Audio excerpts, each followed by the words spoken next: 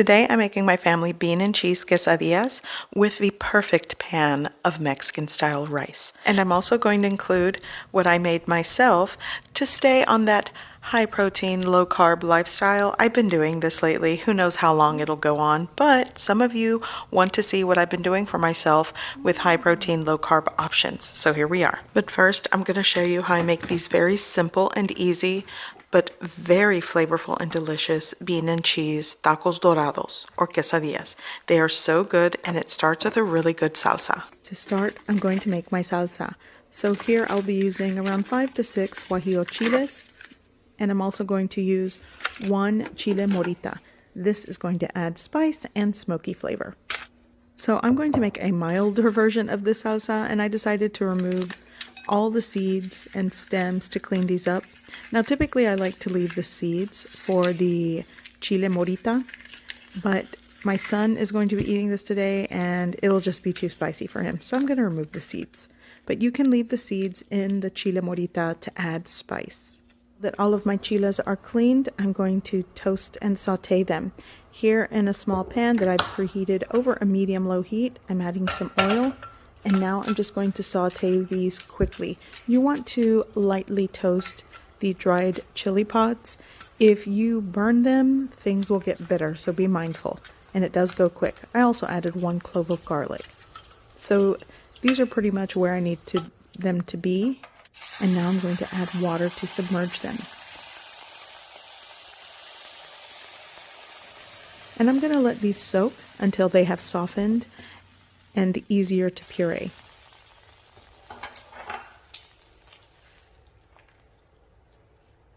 Here in my food processor, I'm going to add all of my soaked chilies, my clove of garlic. I'm also going to add 1 teaspoon of chicken bouillon powder. That is optional. And I'm going to add a pinch of salt, maybe a 1/4 teaspoon, or salt to taste. It's up to you. Here I'm adding some clean water because the soaking liquid tasted bitter, so I just went with some water. And I added maybe a 1/3 cup. If you need extra water, just add accordingly. So now it's pureed, and I'm going to strain this because even though I pureed it well, sometimes the chili doesn't break down. So after straining it, whatever's left in your strainer, you can add that back into your food processor or blender with a little extra water, puree again, and just repeat the process. So I'm going to finely dice some fresh onion, and I like to add this into the salsa for texture and taste. If you do not like raw onion, then you could probably add it to the soaking liquid and boil it a little bit to puree, or just leave it out. So I'm adding it right into my salsa. I'm going to give it a mix, and this is ready.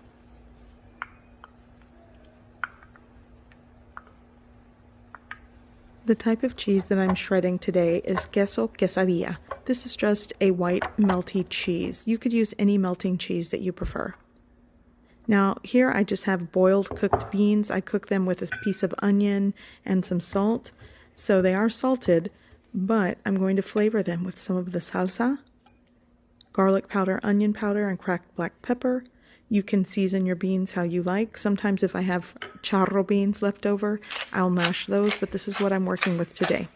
Now, what you want to end up with is a very thick, almost dry bean puree. You don't want anything watery or soupy. You want them kind of thick so they don't ooze out of your tacos when you crisp them up on the griddle.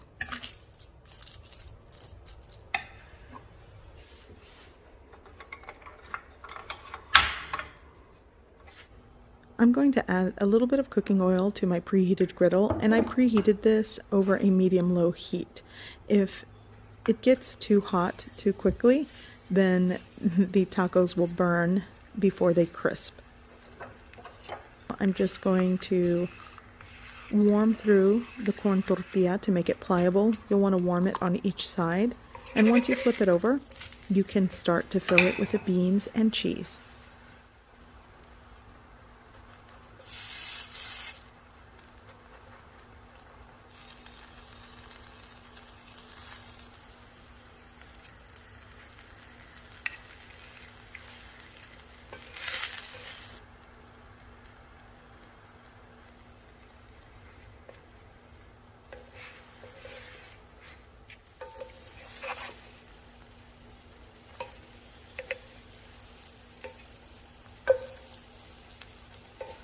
You'll want to cook these until the exterior is crispy and the inside is melty and gooey like this.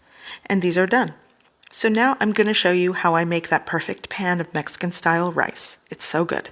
My paternal grandmother, my grandmother Fas, would use V8 in her cooking in place of tomato sauces or purees. So I'll show you how I make Mexican style rice using V8 juice. It's really good. So let's go over the ingredients today. By the way, there are so many substitutions when making Mexican style rice. A lot of people have their own way. Within my family, there's about 100 different ways everyone makes their Mexican style rice. But today, I'm going to be using 1 cup of long grain rice that I rinsed in cold water, and I just kind of have it hanging out here to dry a little bit. I'll be using 2 cups of water, and to season the broth, I'm going to be using caldo de tomate con sabor de pollo. It's basically a tomato flavored chicken bouillon powder. You could use just chicken bouillon powder. That works as well. I like to add a 1/2 teaspoon to a full teaspoon of ground cumin and a 1/4 teaspoon of cracked black pepper. It's actually this cumin seed black peppercorn mix that I just kind of grind up. I really like the aromatic flavor that the whole seeds give when you grind it yourself, but you know, you could use what you've got. Here I have just 1/3 of a small onion that I just sliced, 2 cloves of garlic, and my V8 juice. The bouillon powder has sodium in it, so I'm working with a low sodium V8 juice, but you know, salt and seasoning is to your preference. So let's get started.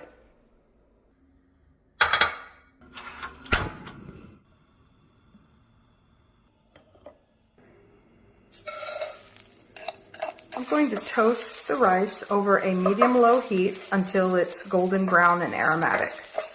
Well, maybe a light golden color, not golden brown.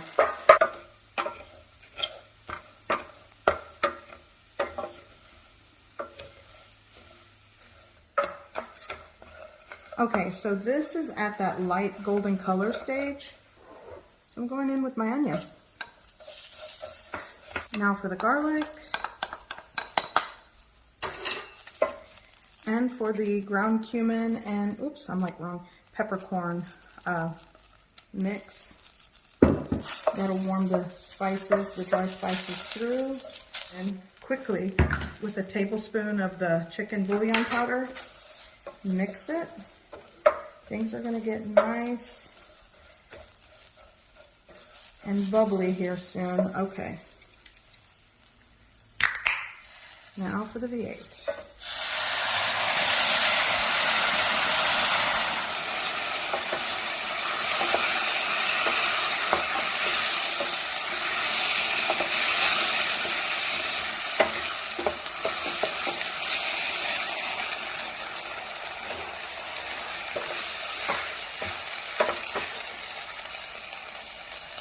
Now for the water.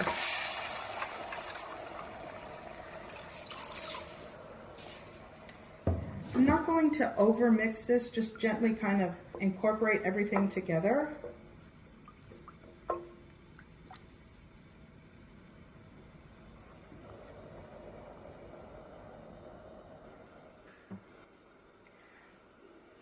Okay, so I've covered it with a lid. I'm going to bring that up to a rapid simmer and then lower the heat. This is going to cook between 18 to 20 minutes. Sometimes you can get it at 15 minutes. Don't lift the lid. It's important that you don't lift the lid, and even after it's cooked, I'm going to let it set with the lid on. I'm not going to lift it for another 5 to 10 minutes. Then you lift and you fluff it up and serve. And that's it. But, you know, the old rule with Mexican style rice, at least from my abuela's days, would be don't lift the lid. Okay, so it's at a boil rapid simmer, so we're going to lower the heat. I'm going to lower this. Just like that. And just let this continue cooking. Okay, I'm going to shut the heat off. So I am going to carefully remove this from the burner and set it over here. Let it set with the lid on. Don't remove it for 5 minutes or 5 to 10 minutes. Okay, So it's been about 10 minutes, so I'm going to remove the lid carefully. Fluffing with a fork. But check this out. Comes out really good. So we fluff the rice and I mean, it's good. Really, really good. Now let me show you a low-carb version of what I make myself when I want Mexican-style rice. It's so easy. I'm going to preheat this pot. Just a little bit of oil, not a lot. Is saute 1 minced clove of garlic. This is just a large clove of garlic. I'm also going to add probably 2 tablespoons of chopped onion. Again, because I'm trying to keep this low carb, onions and garlic have carbs, but you do need flavor in this. I want this to mimic a Mexican rice. Okay, now I'm going to add half of a tomato chicken flavored bouillon cube. This is just half of the bouillon cube. Now I'm going to add my rice cauliflower, a cup, and 1 3/4 cup of this, of water. Sorry, not of this.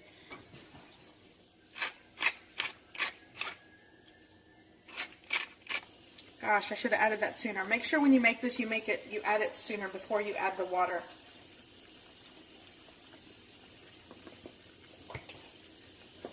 I'd say add around 1/4 teaspoon to, I mean, it depends on your taste. At least 1/4 teaspoon of ground cumin. Oh, now it smells good. I knew something was missing.